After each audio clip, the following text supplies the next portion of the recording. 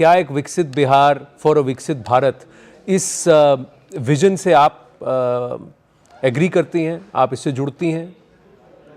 मैं बिल्कुल, और इसी के लिए मैं दिल्ली छोड़ के ही अब मैं बिहार चली जाऊंगी, अगर ये बात 2 दिन में जिस तरीके से घोषणा होता है उसका इंतजार है मुझे। मैं 2 दिन में ही पता चल जाएगा हर एक चीज, और मैं दिल्ली छोड़ के मैं बिहार ही रहना शुरू कर दूंगी, क्योंकि मेरा एक अलग जुड़ाव है, बड़ा मन है बिहार से। पर आपको नहीं लगता बहुत लेट हो गया? चुनाव की डेट्स अनाउंस हो गई हैं मैथिली जी, पर आप दिल्ली छोड़ के बिहार चली जाएंगी, पर आपको नहीं लगता समय अल्प है, समय कम है, या आपको लगता है हो जाएगा? मुझे लगता है कि सब होते जा रहा है अपने आप, ये भी होते चले जाएगा। मेरे साथ बहुत सारे लोग हैं जो मुझे सपोर्ट कर रहे हैं, तो सब कुछ अपने आप होते जाएगा। आप ये कह रही हैं कि 1-2 दिन में इसकी घोषणा हो जाएगी औपचारिक तौर पर? हाँ, औपचारिक तौर पर हो जाएगी, क्योंकि मैं भी अभी बातें चल रही, तो मेरे अंदर भी श्योरिटी जो है वो पूरी नहीं है। देखना है मुझे कि कैसे क्या होता है। आप कौन कॉन्स्टिट्यूएंसी प्रेफरेंस आपने कहा है जहां से आप लड़ना चाहेंगी, जिसको आप रिप्रेजेंट करना चाहेंगी?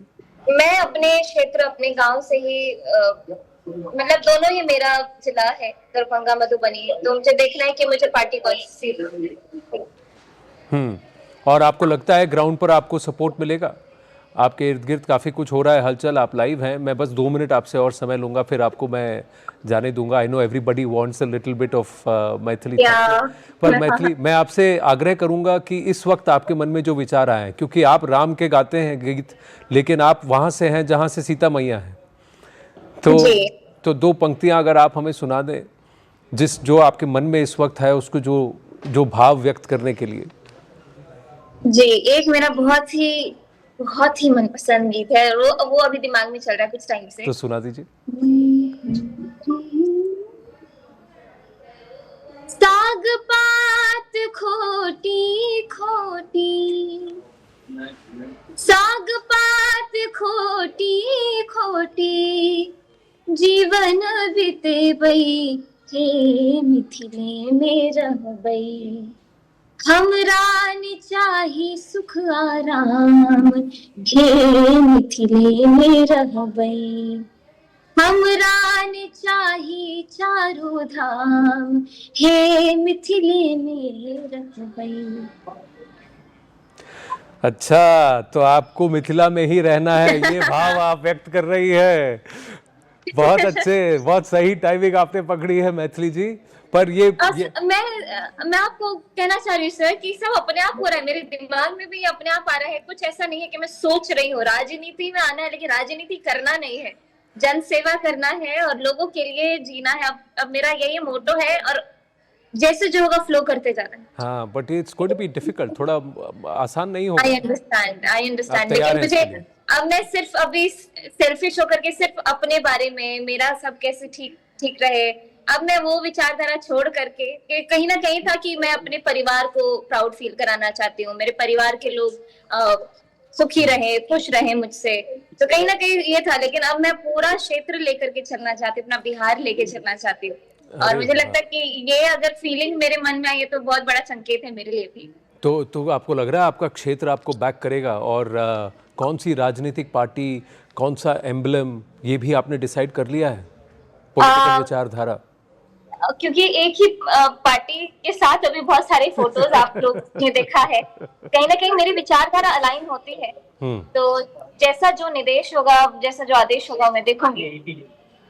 जी, आपने एक सेल्फी लेते हुए एक पिक्चर मैंने देखा प्रधानमंत्री नरेंद्र मोदी जी के साथ, तो क्या वहीं से ये बनना शुरू हो गया था धीरे हाँ, धीरे? नहीं, वहां से बनना शुरू नहीं हुआ था, वो मेरे फेवरेट लीडर बनने थे।